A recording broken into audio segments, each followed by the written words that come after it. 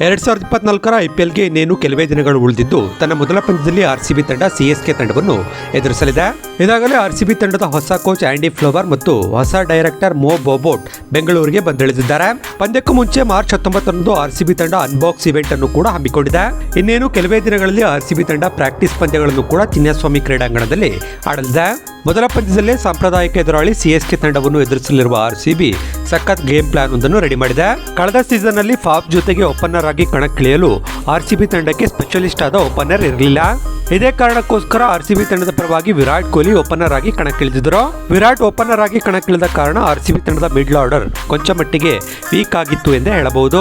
ಇದೀಗ ಈ ಸಮಸ್ಯೆಯನ್ನು ಸರಿದೂಗಿಸಲು ಆರ್ಸಿಬಿ ತಂಡ ಗೇಮ್ ಪ್ಲಾನ್ ಒಂದನ್ನು ರೆಡಿ ಮಾಡಿದೆ.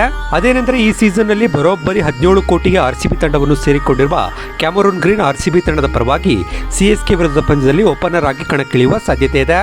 ಈ ಹಿಂದಿನ ಸೀಸನ್ಗಳಲ್ಲಿ ಕ್ಯಾಮರೂನ್ ಗ್ರೀನ್ ಮುಂಬೈ ಇಂಡಿಯನ್ಸ್ ತಂಡದ ಪರವಾಗಿ ಓಪನರ್ ಆಗಿ ಕಣಕ್ಕಿಳಿದು ಅದ್ಭುತವಾಗಿ ಬ್ಯಾಟ್ ಬೀಸಿದ್ದರು. ಇದೀಗ ಅಂಥದ್ದೇ ಕೆಲಸವನ್ನು ಆರ್ಸಿಬಿ ತಂಡದ ಪರವಾಗಿ ಚಿನ್ನಸ್ವಾಮಿ ಸ್ಟೇಡಿಯಂನಲ್ಲಿ ಕ್ಯಾಮರೂನ್ ಗ್ರೀನ್ ಮಾಡಲಿದ್ದಾರೆ ಎಂಬ ನಂಬಿಕೆ ಆರ್ಸಿಬಿ ಮ್ಯಾನೇಜ್ಮೆಂಟ್ಗಿದೆ.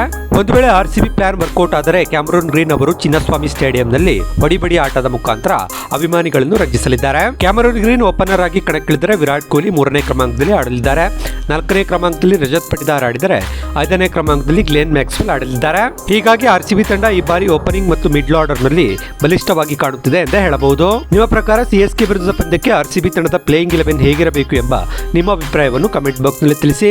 ಹಾಗೆ ತನ್ನ ಮೊದಲ ಪಂದ್ಯದಲ್ಲಿ ಸಿಎಸ್ಕೆ ತಂಡವನ್ನು ಆರ್ಸಿಬಿ ತಂಡ ಬಗ್ಗು ಬಡಿಯುತ್ತೆ ಅಂತ ನಿಮಗೆ ಅನಿಸಿದ್ರೆ ಈ ವಿಡಿಯೋಕ್ಕೊಂದು ಲೈಕ್ ಮಾಡಿ. ನೀವು ಇನ್ನೂ ನಮ್ಮ ಚಾನಲ್ಗೆ ಸಬ್ಸ್ಕ್ರೈಬ್ ಆಗಿಲ್ಲ ಅಂತ ಹೇಳಿದ್ರೆ ಈ ಕೂಡಲೇ ಸಬ್ಸ್ಕ್ರೈಬ್ ಆಗಿ.